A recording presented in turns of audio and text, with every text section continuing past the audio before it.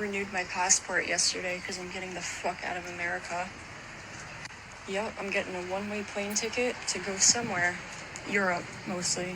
Amazing. Now let's talk about a couple of things that you're going to need in order to stay in Europe. So first things first, you need to have a valid passport, which it seems like you're already on. Secondly, depending on how long you're going to stay in Europe, you actually need to get a visa. Now, this is only if you're going to stay past 90 days, which it sounds like from the video that you made that you're trying to leave America for good. So make sure that you're there legally, which means register for a visa. And in order to do this, you have to go to an embassy or a consulate of America in whichever country that you're wanting to stay. Also, because it's now 2025, you're going to need to apply for the European Travel Information and Authorization System. You essentially just go online and you apply for it through your passport and or visa. And then in case you didn't know this, you also might have to show proof that you have sufficient funds to remain in whatever country it is that you're staying in. Oh, and a big one. Because Europe has law-abiding countries, you also have to follow their local laws and customs, which might be different than you're used to here in America. And a big one, if for some reason you decide that you don't want to be documented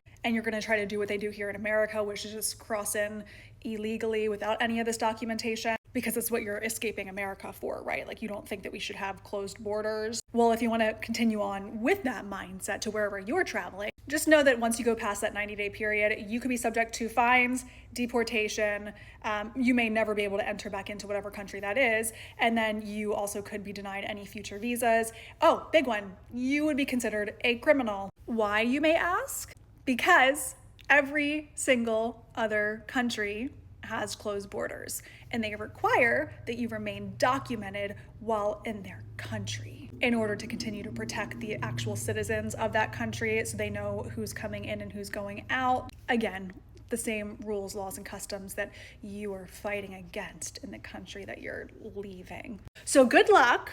Again, glad to know that you have your passport. That's step one. But because you're trying to go for a while, just make sure that you follow all of the other steps. And then if you really like it over there, please stay.